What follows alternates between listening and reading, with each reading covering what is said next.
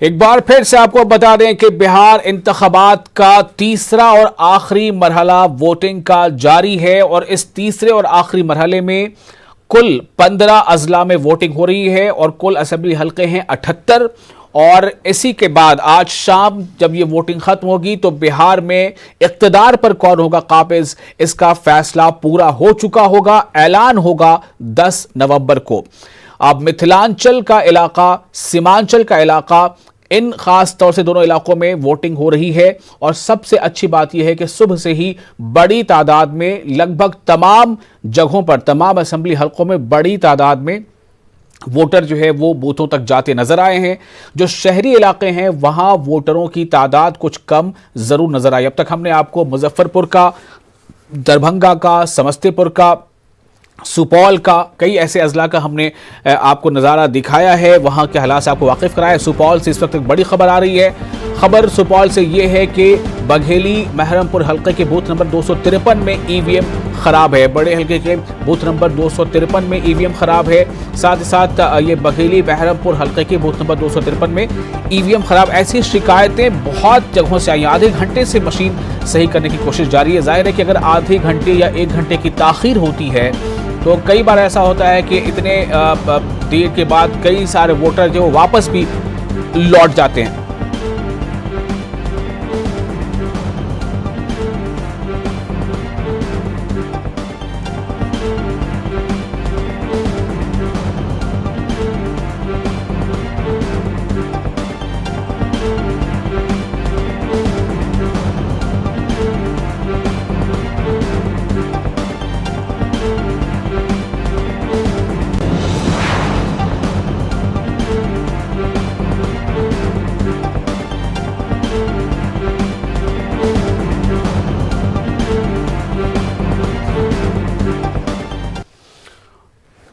तो किस तरह का वहां पर जो अब हम कह सकते हैं कि इंतखाबी मीटर है वो क्या बता रहा है, इंतखाबी मीटर और ये चुनावी मीटर बता क्या रहा है, किसकी सरकार बन सकती है, किसके मुद्दों में ज्यादा दम है और किसके मुद्दों के इर्द गिर्द अवाम का ज्यादा, अवाम को भी की ज्यादा हिमायत मिली है। ऐसे कई सवाल हैं, इस बारे में हम बातचीत भी करेंगे। हमारे साथ 3 खास मेहमान जुड़ रहे हैं।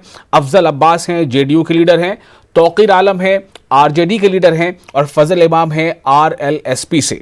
अब आपको बता दें कि आरएलएसपी जो है वो ग्रैंड डेमोक्रेटिक सेकुलर फ्रंट का एक इत्तेहादी एक जमात है और उपेंद्र कुशवाहा की पार्टी है। फजल इमाम हमारे साथ मौजूद हैं। सबसे पहले फजल इमाम साहब, आपको मेरी अगर आवाज़ मिल पा रही है तो आपसे शुरू करना चाहूँगा कि ये जीडीएसएफ को, जीडीएसएफ का कहा जा रहा है कि बहुत बड़ा जो है एक स्टेक है इस थर्ड एंड फाइनल फेज में, चूँकि पूरा जो सीमांचल है और मिथिलांचल है, तो आरएलएसपी को खास तौर से, और दूसरा ये कि आपके इत्तेहाद को कहां से ज्यादा उम्मीदें हैं, 74 में से कितनी सीटें जीडीएसएफ यानी ग्रैंड डेमोक्रेटिक सेकुलर फ्रंट अपने लिए वो से लग रहा है कि वो कामयाबी हासिल कर लेगा?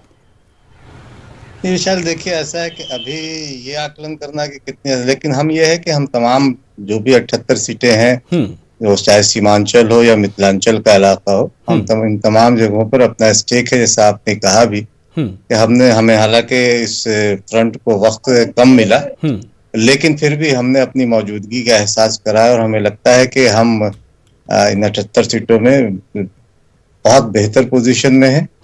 हम संघर्ष को सीधा, जो एक हवा बनाई गई थी कि एक डायरेक्ट फाइट है, महागठबंधन बनाम एनडीए के, हमने इसको त्रिकोणीय बनाया। न सिर्फ त्रिकोणीय बनाया बल्कि कई सीटों पे हम बहुत ऐसी स्थिति में, ऐसी पोजीशन में कि वहां हमें जीत मिलेगी। हम एक खास के सीमांचल हो, मिथिलांचल हो, ये दो हमारा बहुत, जिन सीटों पर हम चुनाव लड़ रहे हैं वहाँ जीडीएसएफ के उम्मीदवार बहुत अच्छी पोजीशन में, और मुझे लगता है कि हम यहाँ बहुत अच्छे करने जा रहे हैं। देखिए, मैं आपको 2015 की टैली जरा बता रहा हूँ, आप इसे जानते भी होंगे, फिर भी मैं एक बार आपको फिर से सुनाता हूँ। और मैं ये चाहूंगा कि ये जो 2020 की टैली लिखी जाएगी तो उसमें आरएलएसपी के सामने कितना नंबर लिखा जाए वो आप चाहें तो भर सकते हैं। 2015 की टैली ये है कि जेडीयू 23 सीटों पर कामयाब हुई थी, इन 78 सीटों में से बीजेपी 20 सीटों पर कामयाब हुई थी, आरजेडी 20 सीटों पर कामयाब हुई थी, कांग्रेस 11 सीटों पर कामयाब हुई थी, एक सीट माले को गया था और 3 अदर्स थे। आरएलएसपी कहां देखती है अपने आप को, अदर्स में या टॉप में कहीं पे? ये आपके ऊपर जो नंबर चाहे भर दें।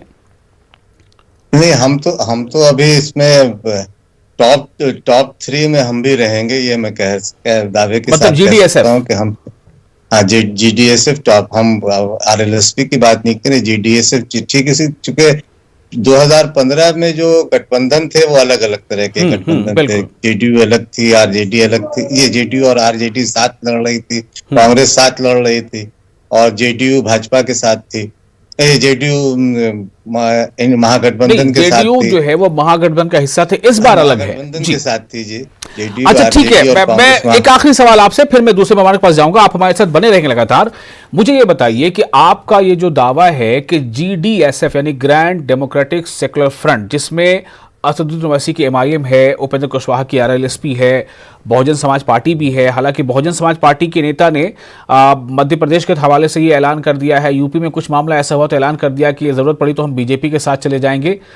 तो क्या आपको लगता है कि आपके अलायंस का एक इत्तेहादी इस तरह की बात कर रहा हो तो उसका असर अलायंस के नतीजों पर पड़ेगा बिहार में? नहीं, देखिए, अगर आप मायावती जी के पूरे बयान को देखें तो उसमें सिर्फ उन्होंने ये नहीं कहा कि हम बीजेपी के साथ चले जाएंगे। उन्होंने समाजवादी और वो एमएलसी चुनाव को लेके कहा। एमएलसी चुनाव में अगर दूसरे कैंडिडेट को अगर मौका मिला तो चाहे जो भी, लेकिन मध्य प्रदेश में तो नतीजों के ऐलान से पहले ही हिमायत का भी ऐलान कर दिया। नहीं, उन्होंने ये नहीं किया। आपने दूसरी जो प्रेस कॉन्फ्रेंस हुई है उनकी अगर बात सुनेंगे तो उसमें इस तरह की जो रही बात। दूसरी है कि आपने कहा कि इस पे एक नतीजों का क्या होगा, ये हम जो एक जीडीएसएफ बैठ के तय करेगी नतीजों के बाद कि हमारा अगला कदम क्या होगा, लाहे अमल क्या होगा, ये हम तय करेंगे। लेकिन ये है कि हम बेहतर करने जा रहे हैं। हम चुनाव में हमारे नतीजे और जिस तरह के दावे किए जा रहे थे, चाहे वो एनडीए के तरफ से या गठबंधन की तरफ से, तो उससे उन दावों को हमारा जीडीएसएफ न सिर्फ झुटलाएगा बल्कि चूंकि अवाम की हिमायत हमें भी हासिल हुई और हम लोगों ने जिस तरह से चुनाव में गए हैं जी, वक्त हमें भले बहुत कम मिला गठबंधनों की अगर बात करें उनके हिसाब से, लेकिन फिर भी हमने अपनी पैठ बनाई। और मुझे लगता है कि इन मायावती जी के ऐलान का इन चुनाव पे बहुत ज्यादा असर नहीं पड़ेगा क्योंकि बिहार का मामला है और मायावती ने जिस कंटेक्स्ट में कहा है उन बातों को उस कंटेक्स्ट में ही देखा जाना जरूरी मुझे लगता है। ठीक है, जीडीएसएफ को क्यों ऐसा लगता है कि वो टॉप 3 में होगी 78 सीटों पर जो इंतखाबात हो रहे हैं फेज 3 में? क्या ऐसे मुद्दे हैं, क्यों आपको या जीडीएसएफ को बिहार की आवाम या जो है वो चुनेगी या आपको टॉप 3 में जगह देगी? क्यों, किस वजह से? देखिए, 2-3 चीजें। हम पिछले 2017 से 2 मुद्दों पर लड़ाई लड़ रहे हैं बहुत शिद्दत के साथ। एक तो स्कूलों की जो हस्ताल है, सरकारी स्कूलों में दबे कुचले पिछड़े वंचित लोग हैं, उनकी पढ़ाई का इंतजाम ठीक नहीं। सिर्फ भोजन दे देना, पोशाक दे देना, साइकिल दे देना, इससे का काम नहीं चलने वाला है। हम लोगों का कहना था कि वक्त पर किताबें मिले, जो किताबें वक्त पर अब नहीं मिलती। एक तो तालीम हो गया, आपको लगता है कि तालीम में बहुत पसमानदगी आ गई है, पहला। दूसरा, तालीम में बहुत पीछे हुआ। एक तो चरवाहा स्कूल पिछले 15 साल में खुला, उन चरवाहा स्कूलों को खुले, उसके बाद 15 साल में स्कूल ही चरागाह बन गई एक तरह से देखा जाए। दूसरा सेहत का मामला है और रोजगार। ये 2-3 हम जिन 6 मुद्दों पे चुनाव लड़ रहे थे, एक तो पढ़ाई, कमाई, दवाई, सिंचाई, कार्रवाई और सुनवाई, ये इन 6 मुद्दों पर हम। ये तो आपने सारा का सारा ये जो स्लोगन है, ये तौकीर आलम साहब का स्लोगन चुरा लिया आपने, मुझे ऐसा लग रहा है। नहीं, उन्होंने मेरा चुराया है, माफ कीजिएगा, मेरे घोषणा पत्र का। ये हम 2017 से पढ़ाई, कमाई, दवाई कहते आ रहे हैं, उन्होंने चुराया है मेरा। तौकीर आलम साहब, ये आप पर इल्जाम है कि आपने चुरा लिया। मुझे तो लग रहा था कि बात कुछ अलग है। तौकीर आलम हमारे साथ मौजूद है आरजेडी से। तौकीर आलम साहब, जो मुद्दा आपका है वही मुद्दा जीडीएसएफ का है, तो फिर आप दोनों के बीच तो वोट का मुझे क्या लगता है कि वोट बिखर जाएगा, फायदा तीसरे को हो जाएगा। नहीं, ये तो कॉपी पार्टी है ना, तो बीजेपी की बी पार्टी है, ये तो कॉपी करना इनका काम ही है। और ये सिर्फ और सिर्फ जीडीएफ और चुनाव में सिर्फ अपनी पहचान बनाएगी, जीत दर्ज कराने की औकात ही नहीं है। अच्छा, ऐसा है? सिर्फ पहचान बनाएगी कि हाँ जीडीएफ एक पार्टी है जो बीजेपी की बी पार्टी है। जीडीएफ एक इत्तेहाद है जी। ये अब इसका क्या जवाब देंगे आप फजल इमाम साहब? अब सिर्फ एक पार्टी को नहीं बल्कि पूरे के पूरे जीडीएसएफ को आरजेडी के तौकीर आलम कह रहे हैं कि बीजेपी की बी टीम की तरह काम कर रही है। नहीं, दरअसल इस तरह के देखिए, जो लोग जिनके हाथ जिन 30 सालों से जो लोग सत्ता में, 15 साल से जो लोग बिहार के सत्ता में नहीं है, लोकसभा चुनाव में 20 सीटों पे चुनाव लड़ा इन्होंने, अपनी बहन तक को एक नेता जिता नहीं पाता है, वो कहता है कि हम बीजेपी की बी पार्टी हैं और ये बहुत ए पार्टी हैं। अभी तो इन लोगों के अंदर एक साठगांठ चल रही है भाजपा और तेजस्वी यादव के। आप अगर 1-1.5 साल पहले का अगर तारीख देखें इनके तो तेजस्वी यादव पे लगातार ये इल्जाम लगता रहे हैं कि अपने वालिद मोहतरम को जेल से निकालने के लिए, अपने ऊपर लगे केसों को निकालने के लिए इन्होंने भाजपा से साठगांठ कर रखी है। चलिए मान लेते थोड़ी देर के लिए कि हम लोगों को, लेकिन बी पार्टी का कहीं हमको बताए ना किस हिसाब से, उस हकीकत बताए ना कि कहाँ भी हम चुनाव लड़ रहे हैं तो हम बी पार्टी हो गए, ये चुनाव लड़ रहे हैं तो ये बहुत बड़े सेकुलर हो रहे हैं। भाई माई का कुछ भी जो कर रहे हैं इस बिहार में, माई में मुसलमानों का कितना हिस्सा है? माई का मतलब अंग्रेजी का माई होता है विशाल जी, और वो माई सिर्फ लालू और लालू यादव के परिवार के लिए माई का है, वो अंग्रेजी में मेरा होता है, उसमें मुसलमानों का कोई स्टेक नहीं होता है। 2005 में रामविलास जी ने कहा कि मुसलमान को वजीर आला बनाइए, नहीं बने। तेजस्वी राबड़ी जी को के लिए अड़ गए लालू यादव। 2015 में सरकार बनी, तेजस्वी यादव बन गए अचानक मुख्यमंत्री।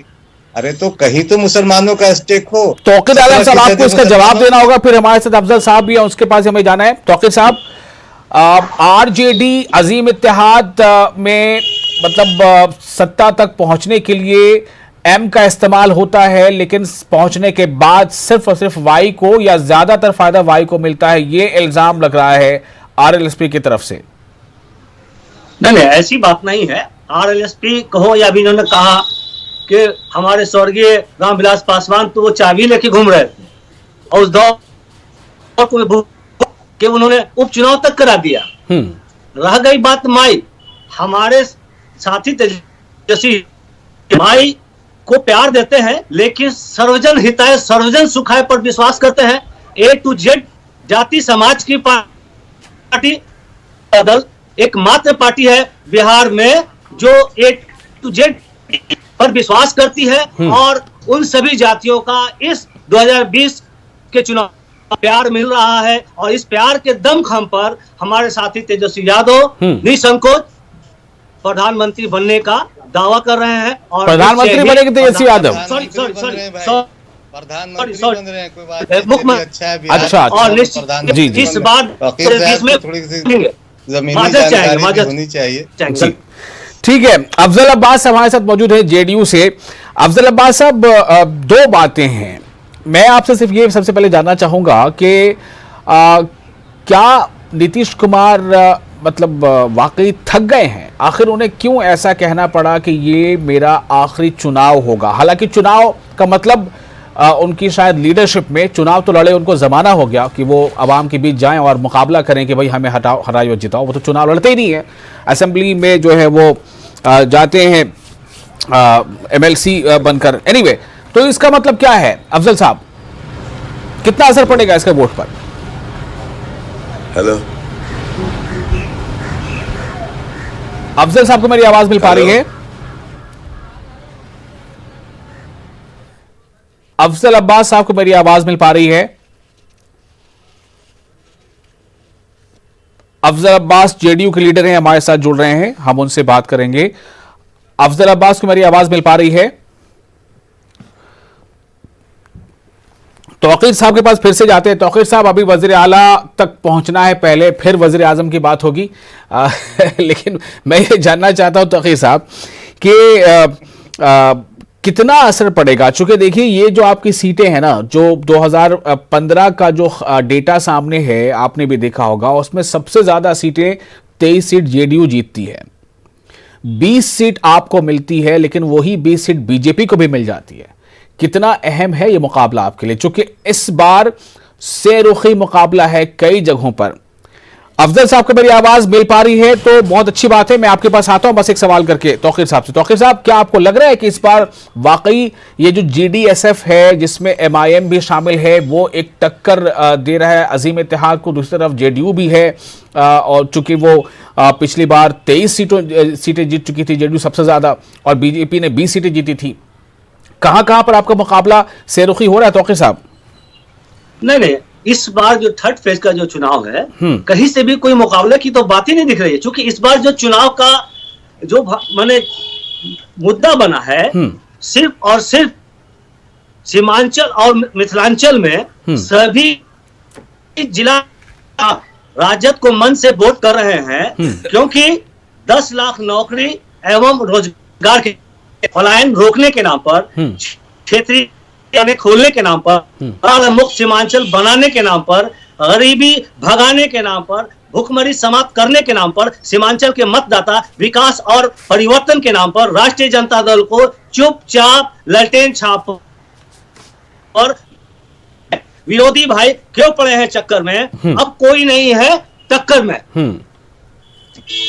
ये मतलब आपने बिल्कुल लफ्ज ब लफ्ज सुना दिया है। ऐसा लग रहा है कि आप चाहते थे कि इसमें कुछ घटे या बढ़े नहीं, लिख के ले आए शायद आप।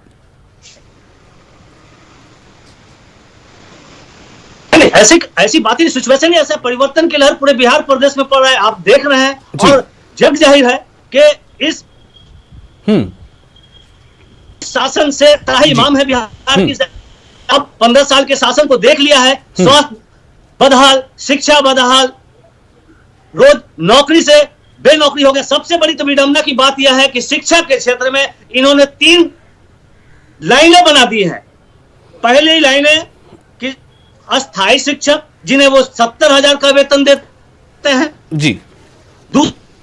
बना दिया है अतिथि शिक्षक, जिनको ये 15 लाख देते हैं। और तीसरा अस्थायी शिक्षक। तो शिक्षक को आपने 3 कैटेगरी बना दिया है। अफजल साहब को मेरी आवाज मिल पा रही है क्या? जी तौकीर साहब, आपको सुन लिया हमने, आप बने रहे हमारे साथ। अफजल साहब को मेरी आवाज मिल पा रही है? जी। अफजल अब्बास साहब जी, मैं काफी देर से आप तक पहुंचने की कोशिश कर रहा हूं, लेकिन आप दूर होते चले जा रहे हैं। कई इंतखाबात में भी तो यही हाल नहीं है ना अफजल साहब? अब देखिए, विपक्ष को खुशफहमी में मुब्तला होने दीजिए। और जहां तक सवाल, दूर हम नहीं गए थे, आपने मुझे दूर किया था। इस वजह से हम बैठे हुए आपके सामने, स्क्रीन पे मेरी फोटो आ रही थी, लेकिन आपका ऑडियो काट दिया। तो आप हमसे बात करना मैं इसलिए कह रहा हूं कि नीतीश कुमार जी ने ऐलान कर दिया है कि ये मेरा आखिरी चुनाव है, इसके बाद हम चुनाव नहीं लड़ेंगे। हालांकि नीतीश कुमार खुद चुनाव नहीं लड़ते हैं, ये सब जानते हैं। जमाना हो गया उनको चुनाव लड़े हुए, वो ऐसे मतलब MLC बनकर वो चले जाते हैं। ठीक है, मतलब वो भी है, उनका हक है। जी वही ये सवाल, अब इस सवाल का जवाब शायद आपसे पहले भी एक बार हम दे चुके हैं, फिर भी मैं कह रहा हूँ कि मसला इसका नहीं कि नीतीश कुमार जी ने कहा था कि आखिरी चुनाव है, अंत भला तो सब भला। हमें ऐसा लगता है कि 2025 के बाद का, जो मैं जाती तौर पे कह रहा हूँ, 2025 के बाद शायद वो एक CM के तौर पे कि उम्मीदवार ना हो। एक इंडिकेशन ये भी हो सकता है। दूसरा ये था कि आखिरी चुनाव है, आखिरी मरहला का आखिरी चुनाव था, चुनावी सभा था, और आखिरी उम्मीदवार थी मेरी। तो ये अंत भला तो सब भला, सब कहते हैं। इसका सारी चीज़ आप जीत लीजिए और आखिरी सीट ना जीतिए, तो ये भी एक सवाल पैदा होता है। इसलिए उन्होंने कहा था। अब इसके मायने अलग अलग निकाले गए। आप लोग भी मीडिया में हैं, कई बड़े पत्रकार हैं, हर आदमी अपने अपने एंगल से सोचता है। मतलब जाते जाते नीतीश कुमार ने सबको कंफ्यूज कर दिया, आप ये कहना चाह रहे हैं? सुना, फिर बीच में नहीं, कंफ्यूज नहीं किया। उन्हें कहा कि ये सीट जो है पूर्णिया में जो होते हैं, इसको भी सब जीत रहे हैं, ये भी जिता के भेजिए। तो आखिरी सीट तक वो जीतना है मुझे, ये के इशारा ये भी था। बल्कि अब आज चुनाव हो रहा है, शाम तक बहुत हद तक जो है मतलब इसका एक सामने आज फिगर आ जाएगा। आपको जैसे एग्जिट पोल का भी आने वाला है, इससे मालूम हो जाएगा। बहर क्या हम इतना मुतमईन है कि सरकार हमारी बन रही है। ख्वाब देखना अच्छी बात है, लेकिन ख्वाब की ताबीर की नहीं हो पाएगी। हम अपने कामों के आधार पर हम फिर दोबारा सरकार बनाएंगे और नीतीश कुमार ही बिहार के अगले सीएम होंगे। आरजेडी के मेरे बड़े भाई हैं, छोटे भाई, इनसे मुलाकात नहीं है लेकिन टेलीफोन में गुफ्तगू है। तौकीर साहब खुशफहमी मत रहिए, 10 तारीख को खुद ब खुद मालूम हो जाएगा।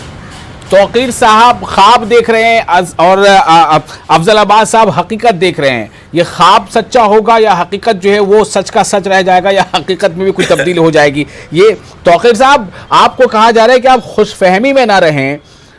नहीं, आप हमारे मित्र को, हमारे जो मित्र साथी हैं उनको हमारी तरफ से, चूंकि ये इनका अधिकार है अपना देखें, लेकिन हकीकत पर भी भरोसा करें। इनके शासन जनता त्राहिमाम है, जनता त्राहिमाम है, जनता का फैसला है। ये हमारी पार्टी का फैसला नहीं है, ये जनता का फैसला है कि नल जल फेल, पुल पुलिया योजना फेल, कल कारखाने बंद, गरीबी बढ़ा, भुखमरी बढ़ा, किसान की जमीन बदहाल, निचले इलाके के झोपड़ियों में बिजली अब तक नहीं पहुंची, गरीबों के कारण पलायन बढ़ा, अस्पतालों में डॉक्टर की कमी, अस्पतालों में दवा गायब, स्कूल कॉलेजों में शिक्षकों की भारी कमी, दीवान का मिठास गायब, मधुबनी का मिथिला पेंटिंग गायब, किशनगंज में चाय की खुशबू गायब, कटिहार में चक्री पुल पर चलने पर हो गए मजबूर, सहरसा में अनानास का मिठास गायब,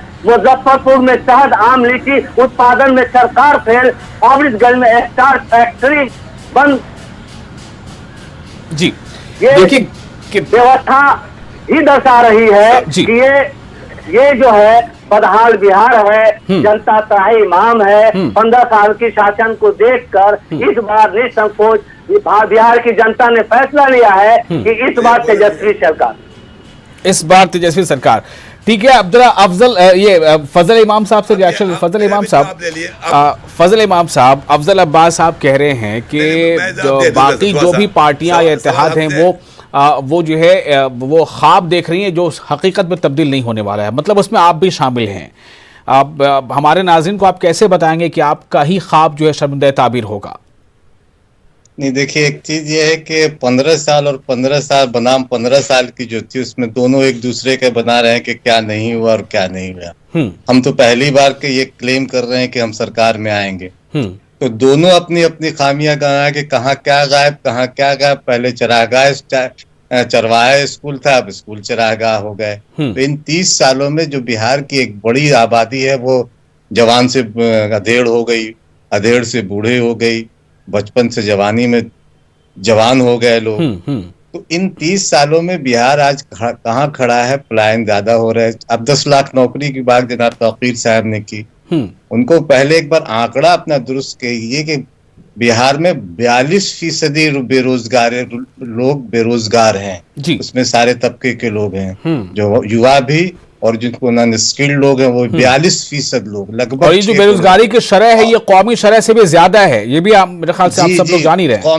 कौमी शरह 23% है और बिहार में 42% है। तो उन्हें ये बताना चाहिए कि 10 लाख लोगों को जो नौकरी का झुंझुना दे रहे हैं वो 6 करोड़ लगभग 6 करोड़ लोग होते हैं बिहार के, अगर उस शरह से को देखा जाए तो 10 लाख लोगों को नौकरी का झुंझुना जो दिखा रहे हैं, बाकी लोग कहाँ जाएंगे? इस तरह से बहुत सारे सवाल हैं जो नीतीश जी अच्छा, मैं इस पे जरा अफजल साहब से ही पूछना चाहता हूँ। अफजल साहब, ये वाकई मतलब ये अब आप सब लोग मान रहे हैं कि बिहार के इंतखाब में इस बार चाहे अनचाहे एक बड़ा मुद्दा बेरोजगारी बन गया?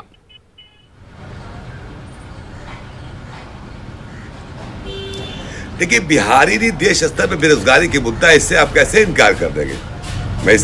मैं आपके नेशनल चैनल पे एडमिट कर रहा हूँ कि मुद्दा है, इससे कैसे इनकार। लेकिन इस मुद्दे का समाधान सिर्फ स्टेज पे करने से नहीं होने वाला है। आप संसाधन कहाँ से लाएंगे? 10 लाख का 1,60,000 करोड़ के आसपास में सालाना बजट होता है और इनके जमाने में 23,000 का 24,000 का बजट था। हमारे यहाँ 2,11,000 का बजट है। ये बिहार चलाएंगे या 1,67,000 रुपया एक साल में 10 लाख को देंगे? ये सिर्फ ये शगुफा है और सिर्फ गुमराह करने की बात है। लेकिन अफजल साहब एक मिनट, अगर 10 लाख मतलब 10 लाख नौकरी का वादा जो है वो शगुफा हो सकता है, तो फिर आपकी पार्टी जिसके साथ आपका इत्तेहाद है बीजेपी, उसकी तरफ से 19 लाख नौकरी का वादा है, फिर उसे कौन सा क्या कहेंगे? वो कहां से लाएंगे पैसे? फिर नौकरी सरकारी नौकरी नहीं है, सरकारी नौकरी नहीं है, रोजगार की मुहैया कराना भी उसमें है। रोजगार कई तरह के हो सकते हैं, सरकारी नौकरी की मैं बात जिनमें से एक वो भी है शायद, जैसा पहले भी बताया जा चुके हैं, मतलब पकौड़े वाला भी है मामला उसमें। पकौड़े वाला मेरी जी पकौड़ा के बाद हटाइए, मैं कह रहा हूँ ये आरजेडी के लोग कहते हैं 10 लाख। बताइए, ईमान से पूछिए इनसे, जरा भी सच्चाई या दिल में यही है कि 2005 तक झारखंड में 2,000 तक था, 94,700 समथिंग या 95,000 के आसपास रोजगार दिया आपने। हमने तो 6 लाख रोजगार दिया, गवर्नमेंट की गवर्नमेंट सर्विस दी। 15 साल में हमने 6 लाख दिया और 15 साल में 94,000 दिया, जबकि बिहार झारखंड एक था। बिहार झारखंड में फैक्ट्री ये सब बातें, लेकिन आपको नहीं लगता है जैसे हर एक ऐसी बात आती जिससे लगता है कि मतलब कहा कुछ जा रहा है, मतलब कुछ निकाला जा रहा है? मैंने पूछा कि नीतीश जी ने ऐलान कर दिया कि ये मेरा आखिरी चुनाव है, आप कह रहे हैं इसका मतलब ये भी हो सकता है, इसका मतलब ये भी हो सकता है। आप कहते हैं कि 10 लाख नौकरी आरजेडी कहां से लाएगी, आपकी अलायंस पार्टी बीजेपी कहती है कि हम 19 लाख नौकरी देंगे, फिर आप कहते हैं कि वो नौकरी नहीं रोजगार है, कुछ भी जरिया हो सकता है। मतलब ये इतना कंफ्यूजन क्यों है? कहना कुछ, उसका मतलब कुछ। क्या तौकीर साहब आपके पास भी यही मसला है? 10 लाख नौकरी का वादा आपका है, या फिर ये कहेंगे कि आप एक नौकरी नहीं रोजगार दे देंगे, कुछ भी किसी भी तरह का? नहीं, हमारे साथी तेजस्वी यादव ने कहा है रोजगार तो अलग है, ये 10 लाख नौकरियां नहीं है। इन्होंने जो 4.5 लाख चुरा कर रखा था, जो सोफोपा इस चुनाव में छोड़ा है, वो तो 4.5 लाख तो हम मुहैया करा ही देंगे यकीनन, कहीं से कोई भी इसमें इस बात नहीं है। और बटिया जो है केंद्र सरकार से मुहैया कराएंगे। तो 4.5 लाख जो वैकेंसी है, जो सीटें खाली पड़ी हैं अलग अलग शोबों में, ये खाली क्यों पड़ी अफजल साहब? ये सवाल तो उठेगा ना आपसे। जो ऑलरेडी प्रोसेस में है, जो ऑलरेडी प्रोसेस में है, ये भी जान लीजिए, प्रोसेस में है। चाहे टीचर के हो, चाहे आपके असिस्टेंट प्रोफेसर का 4500, इससे कई योजनाएं, जी कई विभाग जो है इस पे काम पहले से कर रहा है, ऐसा नहीं है। ठीक है, मतलब अगर हम कहते हैं कि आधा खाली है, तो आप कहते हैं कि आधा भरा हुआ है गिलास। ठीक है भाई, चलिए, अब ये बिहार की आवाम पे है कि वो इसे खाली माने या भरा हुआ माने। फजल साहब, आपसे भी मैं जानना चाहता हूं कि ये जो मैंने कहा कि प्रोसेस है बहुत सारे हैं जी, ये जो फजल साहब, एक सवाल यहां पर है कि जब आरजेडी कहती है कि हम 10 लाख नौकरी देंगे पहली कैबिनेट की बैठक में, एक बड़ी बात है। अब दावे तो लोग करते रहे हैं, बहुत सारे लोग मुतासिर भी हो गए, इंस्पायर भी हो गए कि भाई बड़ी बड़ी बातें कर दो। बड़े बड़े नेता बड़ी बड़ी बातें करते हैं, पता नहीं उसका असर होता है नहीं, बाद में मानते नहीं मानते। बहरहाल, तो मेरा ये कहने मतलब कि जब 10 लाख की नौकरी पर सवाल उठ सकता है, तो फिर 19 लाख की नौकरी के ऐलान पर सवाल क्यों नहीं? नहीं, देखिए, दोनों अपने आप में जुमलेबाजी है। हम 2014 में भी सुन चुके थे कि 2 करोड़ नौकरियां देंगे, तब वज़ीर आज़म नहीं बने थे नरेंद्र मोदी साहब। उन्होंने भी ये कहा था कि हम 2 करोड़ नौकरियां साल में देंगे। कहाँ वो जुमलेबाजी साबित हुई। अब ये कह रहे हैं कि केंद्र सरकार से सृजित करवाएंगे। भाई, केंद्र सरकार से सृजित कराए, कोई रोड मैप तो बनाएंगे आप कि 10 लाख, आप 4.5 लाख कह रहे हैं कि खाली पद है उसको भरेंगे, और केंद्र सरकार से सृजित करवाएंगे। बी टीम आप हमें कह रहे हैं, और केंद्र सरकार से साठगांठ आप कर रहे हैं कि भाई केंद्र सरकार से कुछ मामला है। एक बहुत दोनों को लेके 19 लाख और 10 लाख को एक छोटा सा एक चुटकुला जरूरी है सुनाना, कि 2 सज्जन जो थे बहुत फेंकने वाले थे। तो एक ने कहा कि मेरे दादा के पास इतनी लंबी चौड़ी जमीन जायदाद है, और इतने के नेपाल तक बॉर्डर मिलती है, और उधर भूटान तक है सारी चीजें, और गली इतनी लंबी है कि बचपन से कोई चलना शुरू होता है, और अगर अपनी मंजिल पे पहुंचता है तो वो बूढ़ा हो जाता है। तो दूसरे साहब ने कहा कि तो इसने इतना लंबा फेंक दिया। उसने कहा कि मेरी दादी के पास इतना लंबा बांस था कि वो जब चाहती थी चांद को इधर से उधर कर देती थी, बादलों में सुराख करके पानी बरसा देती थी। तो पहले वाले ने पूछा कि भाई वो अपना वो बांस रखती कहाँ थी? तो तो दूसरे वाले ने सज्जन ने कहा कि यही उसी गली में जहाँ तुम्हारे वो दादा की गली में जहाँ वो इतनी लंबी चौड़ी गली थी, तो 10 लाख और 19 लाख का मामला कुछ इसी तरह का है। सिर्फ लोगों को जुमले में उलझाए, कोई कॉन्क्रीट इस वक्त एक अहम खबर आ रही है, मैं जरा से बताना चाहूंगा। सुपौल से ये बहुत अहम खबर है। सुबह ईवीएम में खराबी की शिकायत मिली थी और उसके बाद ये बूथ नंबर 235 का मामला है। अब ईवीएम ठीक कर लिया गया। लोग हक रायदही के लिए कतार में लगे हैं, लेकिन काफी ताखीर हुई है और इस ताखीर की वजह से थोड़ी वहां पर बेचैनी देखी गई। लोगों ने थोड़ा इसको लेकर आवाज भी उठाई। ये त्रिवेणीगंज असेंबली हल्के में वोटिंग का अमल दोबारा शुरू हुआ है। ईवीएम में खराबी की शिकायत के बाद ईवीएम वहां वोटिंग नहीं हो पा रही थी। काफी देर तक लोगों को वहां पर इंतजार करना पड़ा, लेकिन अब ये खबर आई है कि बूथ नंबर 235 में ईवीएम ठीक किया जा चुका है और वहां पर अब लंबी कतार देखी जा रही, चूंकि ताखीर हो गई। अब मेरा एक सवाल इससे भी जुड़ा है कि अफजल अब्बास साहब, मैं आपके पास ये सवाल लेकर आ रहा हूं कि कई जगहों से सुबह से ये खबर आ रही है कि लोग सुबह सुबह पहुंच जाते हैं वहां पर, लेकिन पता चला ईवीएम खराब है और ईवीएम को ठीक किया जा रहा है। नतीजा ये है कि आधे घंटे, 1 घंटे, कहीं कहीं 2 घंटे की ताखीर हो रही है। ये हर बार के इंतखाबात में ऐसा होता है। क्या इसको लेकर कुछ आप क्या कहना चाहेंगे, क्यों ऐसा होता है? एक तो ये कि बड़ी मुश्किल से लोग खतरा मोल लेकर के कोविड के इस दौर में पहुंच रहे हैं, वहां पर उनको आधे घंटे 2 घंटे का इंतजार ईवीएम खराब होने की वजह कर करना पड़े, बाद में फिर कतार में लगकर मजीद इंतजार करना पड़ता है, तो अलग है।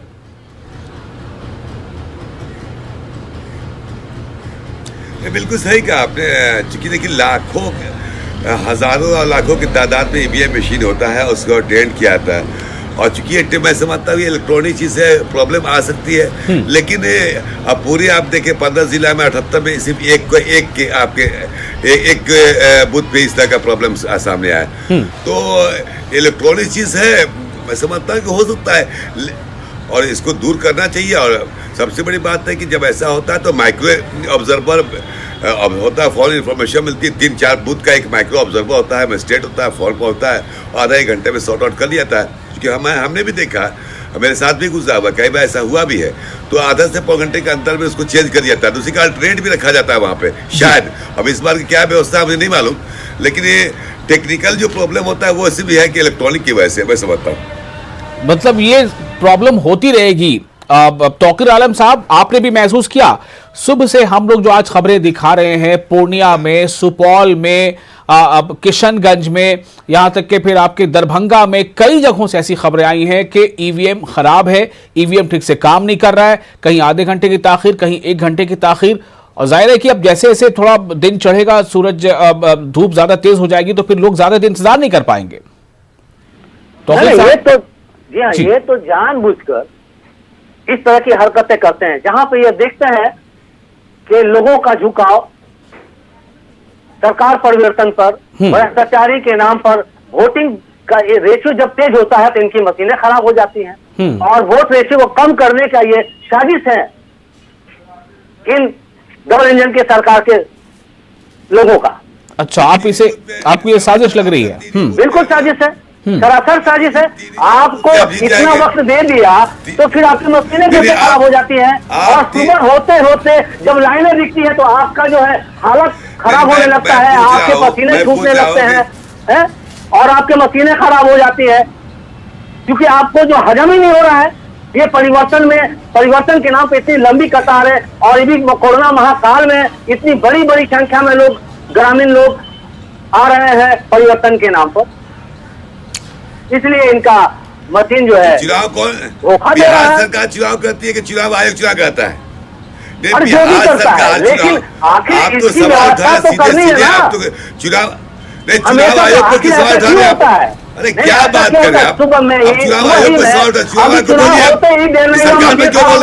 ये मशीन में क्या विडम्बना है, क्यों खराब हो जाता है? सरकार पे क्यों बोल रहे हैं? चुनाव आयोग को बोलिए आप, ये सभी मिले जुले चुनाव आयोग को बोलिए।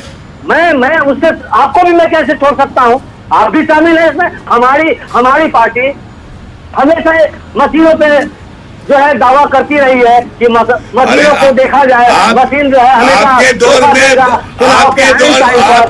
में गुंडों को हमेशा इस बात को अवहेलना करती और नजरअंदाज करती चली आई है। ये तो 10 साल से ऐसी बातें उठती चली आई है।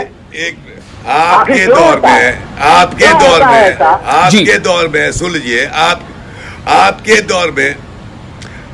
दौर में जो बूथों पे बम गोली चला के बूथ छापा जाता था, उससे तो लाख गुना बेहतर है कि लोग अपने हक का इस्तेमाल तो कर रहे हैं। याद भूल गए क्या?